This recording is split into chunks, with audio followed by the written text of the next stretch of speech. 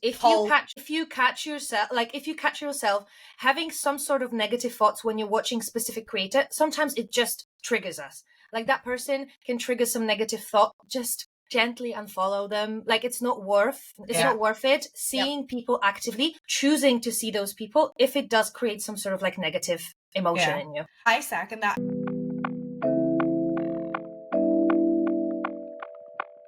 Hello, girls. So today I wanted to talk about something that I think we have all experienced at some point, at least once in our lifetime, and that is a burnout. And I think as a UGC creator, we are almost prone to go through it quite often and almost regularly. And I think it's important to share any sort of tips or advice that we have that works for us to kind of overcome it, or to not let it happen that often. So I would love to hear from you girls. Ali, if you could give your number one advice for something that you do not to let that burnout happen very often. I plan my weeks so I feel like for me, I'm the type of person that I strive off of structure, and I need structure. And I've been quite lucky in the fact that, yes, I've got a little bit burnt out at times when it comes to like being like self-employed, being a creator. However, my worst burnout was when I was working full time.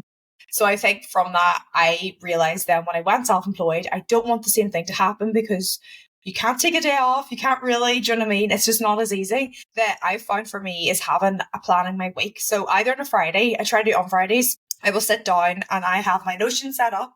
I actually set it up like what's the board that you really like, Nicola? Kanban. I set up my week like a Kanban board, and I go through what have I got on the next week and like what's happening, and down to the fact like if I've booked an exercise class or if I've got an appointment, all my calls, what I'm planning to film, even prepping for like the week after. If I'm like, right, this next week I need to do X, Y, Z.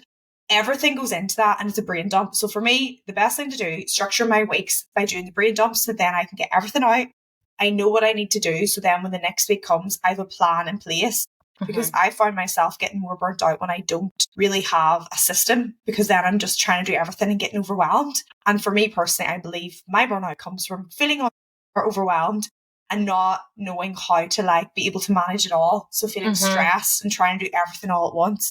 Yeah. So that is mine, but I'd be interested to hear from you guys. What's yours? I would add to this as well is that there's a great, the productivity method. Yes. The greatest thing that I think they came up with was that prioritizing those tasks. So like what is it called? The must do, like the three. Yeah, must do, can do. Yeah. Exactly. So the must do, that's what keeps me sane, is at the top of my daily calendar, I would actually have the 3 non-negotiables. That's the one. Yeah. 3 non-negotiables. So these are the things that I absolutely have to have done. And this also works for me because I really love structure as well. But in the UGC world, obviously, it's a little bit more fluid sometimes, because we're not, perhaps because of the natural light, we can't be, like, we're not going to be able to or do waiting it on all. deliveries, and or exactly, or the deliveries don't come on time. We never know when it's going to happen. And so we need to have a little bit more room to breathe. But if I have those 3 non-negotiables, I feel like if I tick those off, that changes the chemistry of my brain, being like, I've had a good day. Like, I've had a productive day. But if I slip on those 3, then I'm like, God, like I haven't been productive enough. And this is also, I think, a big part of a burnout, is when you feel like you're not doing enough. And then it drives you crazy, because you feel like, should I be doing more? Like, should I be expanding my business like every day? It's not possible. It's not sustainable. Even with like massive brands, if you look at their like strategy and creative thinking, they don't put too much on their plate that they can handle at the same time. And I feel like that's why those 3 non-negotiables a day, even if it is just as simple as declutter my space or something like that if I have that on my list and I tick it, it just sets me up for a better day the next day. And I feel like for me, if I keep up with it, then it kind of prolongs that time without a burnout, because I feel genuinely happy with my progress and it's nice and steady, instead of adding millions of things on your task list and then you tick 2 and you're like, have I even done anything today? But sometimes, let's be honest, like sometimes it takes us half a day to film one video because, I don't know, you're on your period, or you have a headache, or you've got a migraine, or like, I don't know, something's going on. And sometimes it takes a bit longer to take those things. that's why if you have those things that you absolutely have to do in the day, it does just make you feel better, I think. And here too, what I've started doing, and it's like stupid, but it works. I've started overestimating how long it takes me to do something, because I was so bad in the past that I'd always be in these rush cycles of like, do everything as fast as you can. And that would make me really like on edge, I guess. And that would make me really jarred. Pressure. Like you already have to do something. If you have to do it in a time frame, it's just. And that was my weird way of like, oh, if I give myself these time frames, that's going to make me do stuff quicker. I'll be more productive. But the more and more I'd done that, the more and more I felt as a person constantly on edge and just like not in flow. So what I'm trying, now it's very much still trying to do it, I'll overestimate. So for example, me thinking that I could get like double the work done, or if I can plan all this content or edit all these videos, I'll be like, you know what, if I get 5 done today with that like section, like that 2-hour block, I'm happy, rather than before being like, no, you're going to get that all done. And then feeling like, it's kind of what you said, Nicole, as well, as the fact that you have to nearly mix sometimes, I think anyway, your to-do list a little bit more easy for that like dopamine in your brain that you can tick it off. Like I will literally do something what wasn't on my to-do list, but since I've done it, I'll add it in and then just to tick it off, because I'll be like, "Ooh, done something," and then I'm like, 100%. Okay, to everyone listening, do it. Just trust me. Just do it. It just makes you happy. That dopamine is real thing, as Ali said. Like it really does motivate you and just makes it a little bit more exciting to do it. Yeah. And also too, one thing I quickly added before, because Maria, I'm interested to hear from you from a founder's point of view, because obviously like you would have a big to-do list. Yeah, exactly.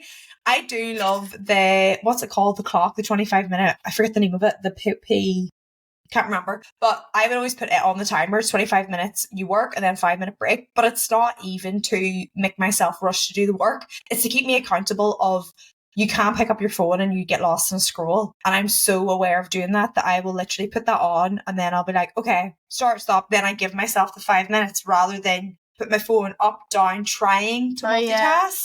You're not multitasking. I now believe multitasking is not possible because you're just splitting your brain too many ways and it's not productive. But Maria, what do you do? Because I'd love to hear from your point of view as well. So I'll start with the end of the whole thing with the phone, for example, because I used to do so much. I was doing it a lot.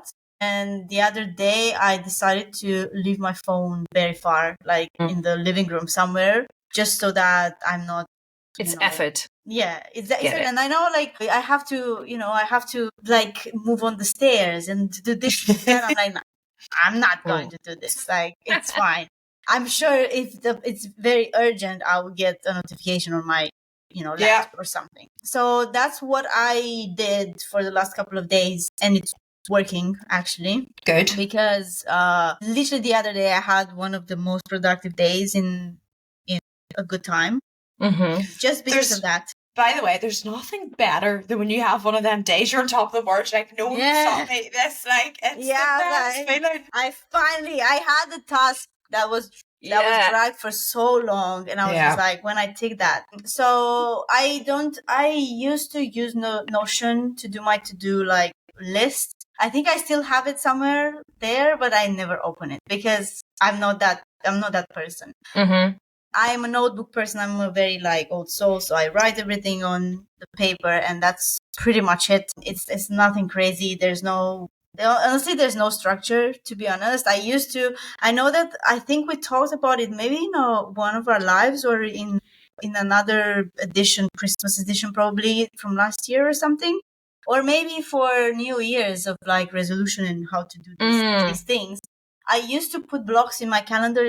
Gotta find, I've done the exact same. Like, you've got to find what works for you. And so many times I've tried, like, I'm a big believer in, if it's not in my calendar, it's not happening. And like my entire social life, my work life, everything's in my calendar. However, kind of what you were saying there too earlier, Nicola, is like, it's my priority. It's like things that have to be done, or like a call that has to obviously happen, like, or if I've booked a class, whatever. But I'll never, unfortunately, I'd love to be that person that time blocks that half an hour break, right? You're taking lunch exactly at this time. You're then going for a walk exactly that. I need a little bit more flexibility because I know my day that would stress me being too blocked in. So it's like structure, but with a little bit of flexibility. Healthy structure.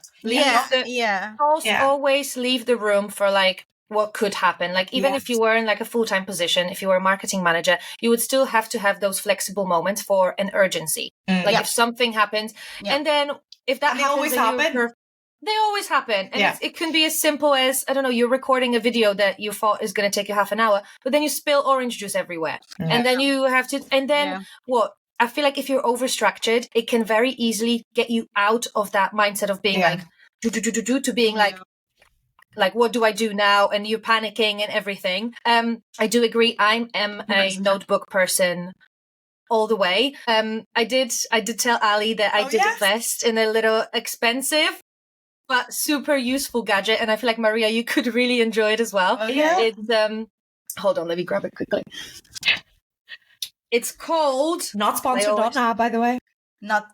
It's called Remarkable. Don't know if you've heard of it.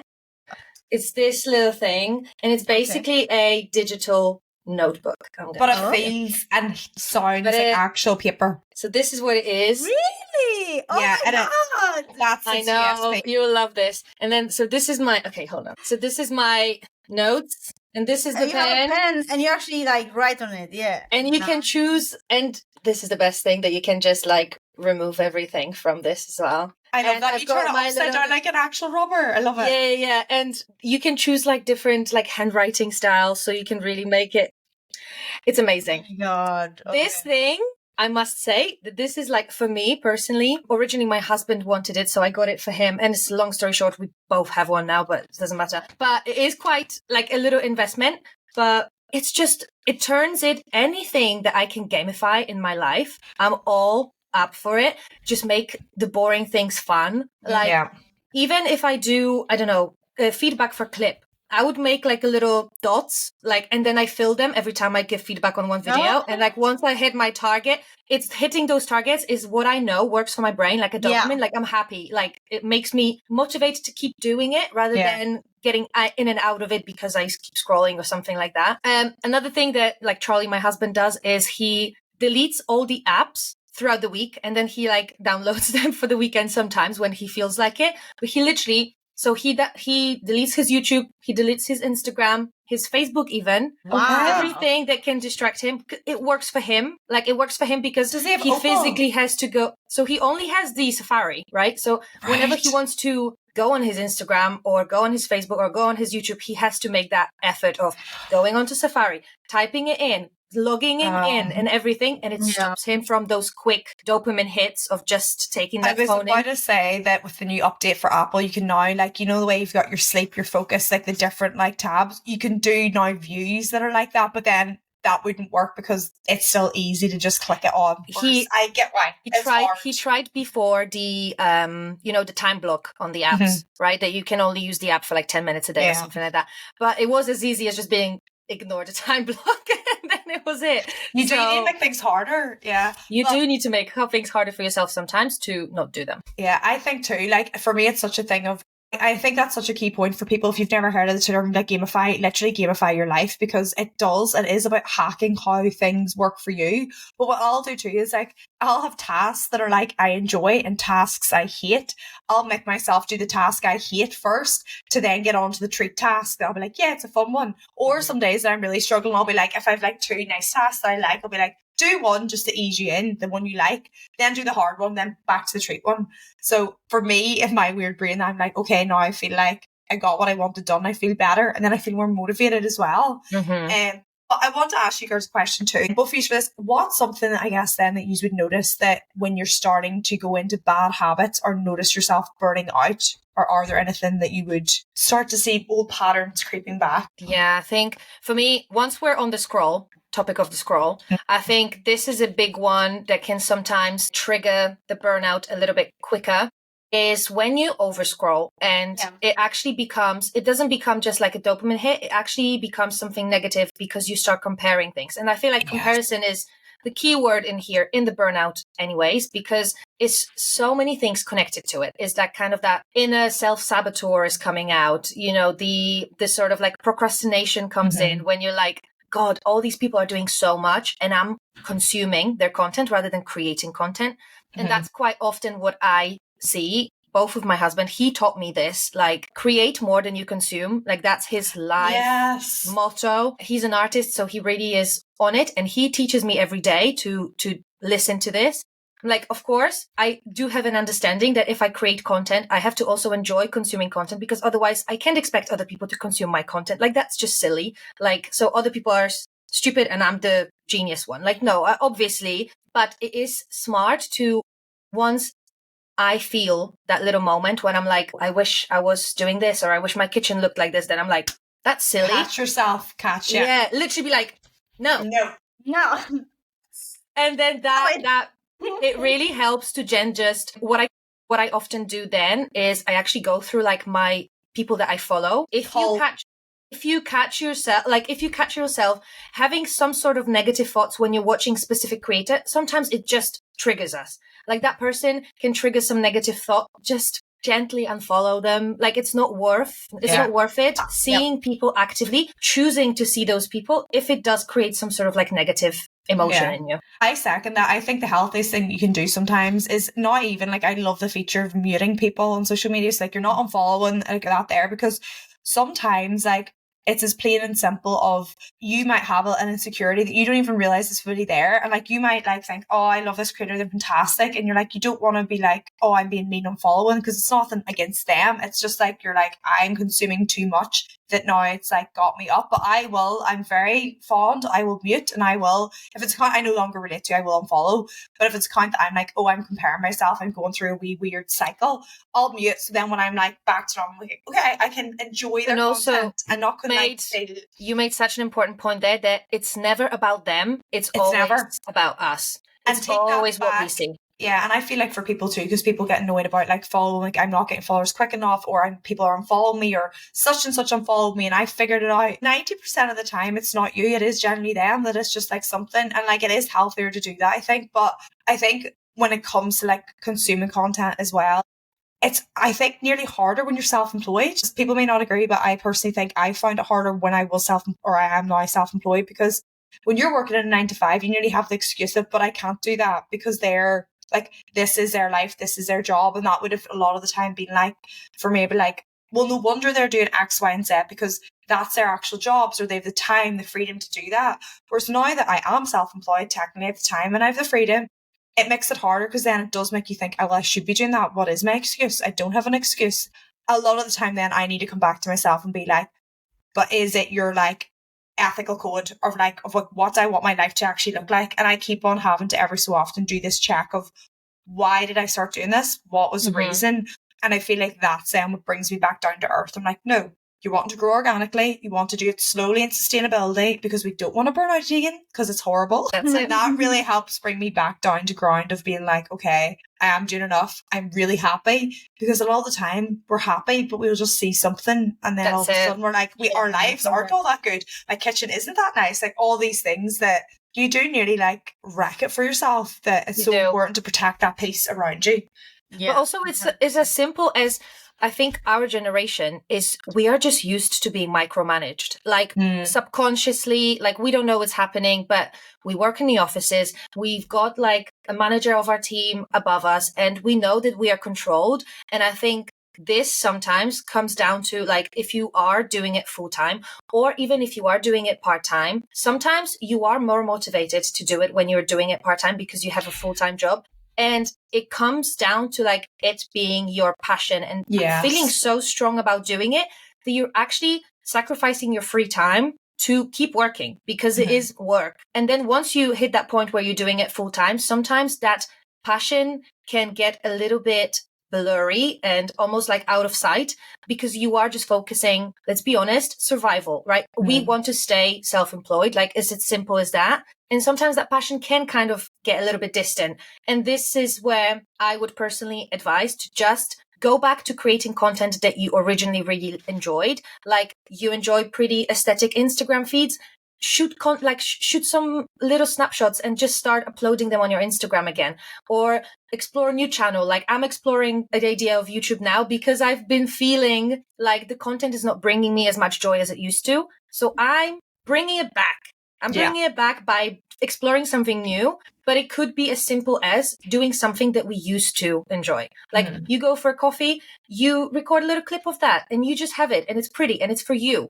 It's not for anyone else. Yeah, Keyword exactly. is for you there. Like I think sometimes, and this is the thing too, when it comes to like everyone sometimes I think wants to become a content creator and they think this is the life I want, blah, blah, blah. But it is really looking at yourself and thinking like, is this because I love this or is this because I want to make it my career? And sometimes that is a big difference because you could absolutely love something and then hate it because you made it your career. So it's very important to like kind of nearly protect that.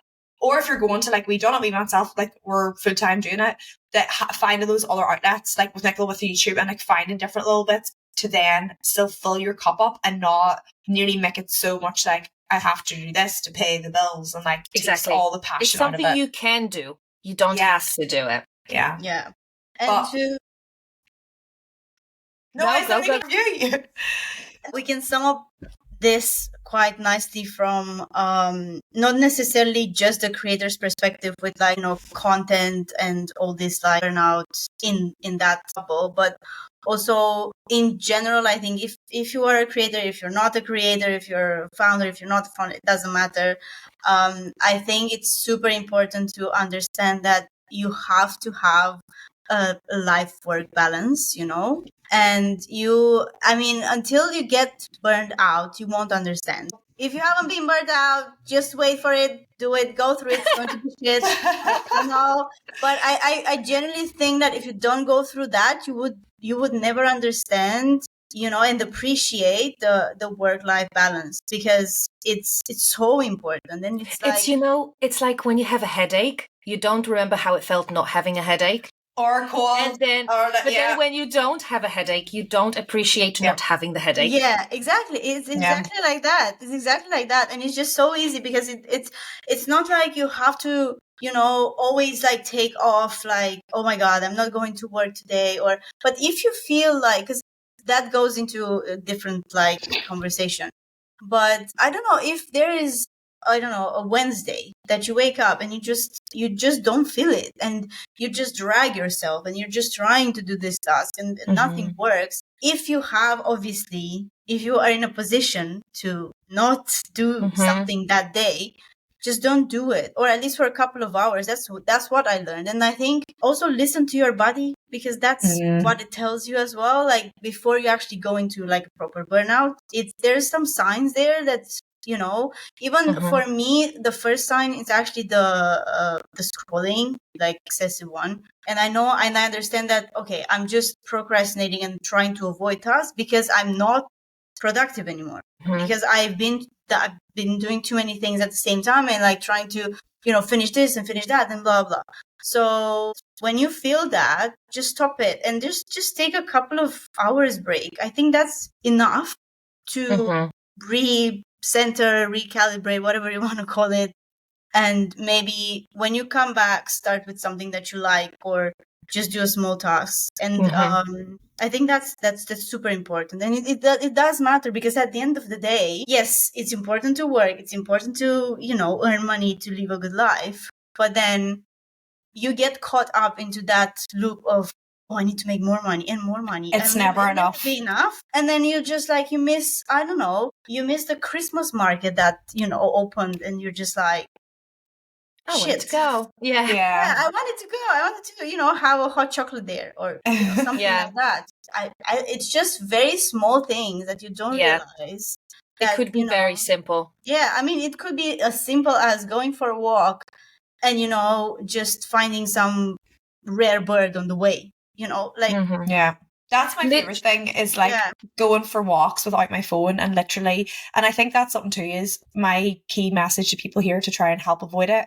Like, we're not professionals on this topic, by the way. This is just what we think works for us, is find something in your day every day that's just for you. And whether that be like, I absolutely love like a morning walk where I don't take my phone and like no one can reach me, because I noticed then even if I took my phone, was like, oh, I'll not be on it, I was still on it. So don't take my phone. I literally just take keys to get back in the house, and that's for me, and that sets me up. But having one thing in your day, stopping to make a coffee, something, it helps break the day up, rather than being get up, work, eat, sleep, work, eat, sleep, and then feeling like you're in a rut. Yeah. And you can find that thing that works for you, because if you're, I don't know, a parent of 4, or you've got 3 dogs, or you're working a full-time job that you have to commute for an hour a day, you can still find those little things. They could be really small. They could just be like investing in the more expensive tea and enjoying it in the morning while just sitting on the sofa for 5 minutes. I feel like we don't give ourselves enough time in the morning as well to start our day. We go straight. We're all guilty of that. I'm guilty of that. I actually am charging my phone like 2 meters away from bed now. So I at least have those couple of seconds. It's very, very far, before checking my emails. This is something that everyone does. No one wants to do it, but we all just do it because we want to stay on top of everything. But actually, just wake up, make your bed, make yourself a tea without checking your phone yet. Just try it. Just try it once, see if it works for you. And instead of going for your phone, just make yourself a nice cup of tea or a coffee and just sit on your sofa without anything on and just like take it in. Take it in. Don't do anything. Try to don't do anything. Yeah. For me, it's like, because we have a dog now, so it's keeping us accountable because he has to have his morning walk. So we get those morning steps in, or he needs to have one in the afternoon. So then we kind of try to spread it between us two, because we know that our day needs to happen. It has to happen, because otherwise we're responsible for another little creature, right? Yeah. But if we wouldn't, Charlie would probably be dragging me out, because I'm not a person who enjoys walking too much. But I know that when I come back, I do feel more productive, and it just happens, right? Somehow. Like pre-consciously, you don't even understand that this is happening. You don't see it happening, but it just makes your day so much better. And you are, at the end of the day, just more happy with what you've done. But I think that morning, we don't pay enough attention to our morning before we go into our day, you know? True. And just to add on to this, I think sport is a big part as well. For me, at least, it's just, if you're not a sports person, that's fine. Just try to figure out like what works for you. On the other side, like the small things and stuff like that. But for me, sport is discipline, and that's what it makes and that's how it motivates me throughout my work as well. But also, it's just your body moving. It's exercise, It's also your brain that is like I generally did this because I went for a Pilates class on Wednesday, I think. No, Tuesday. And then the most productive day was on Tuesday because I did that. So my brain just rewired somehow. And it was like, okay, now you are focused. Finally. It worked. It worked, yeah. I think in general, this was a lot of great, healthy advice that wasn't too much, that is actually doable. I think it's very important to remember that all these things that we do has to be in moderation and in balance, because if it is your New Year's resolution to just stay productive and being on top of everything, it's probably not going to happen, because you're missing the small systems that actually build up the bigger system in general. So if you focus on smaller things, it's like, what's it called? I think it's called Kanban. That you focus on like a smaller part of the system at once. So for example, you're thinking about your morning, right? So for a month, you're building up that morning routine rather than going straight in. I'm never scrolling. Or doing all those things. But instead, just focus on like a smaller part of the whole thing. Create those smaller systems that will then build up a bigger system that you can actually sustainably continue every day. And then hopefully those burnouts are going to happen anyways, because sometimes it's just how our bodies are designed to be like, actually, I just need a little rest, Nicola, let's just chill. Like, you're not listening to me. I'm just going to, Exactly. Like, do you need me to shout with a head? Like, no, you get me. Exactly.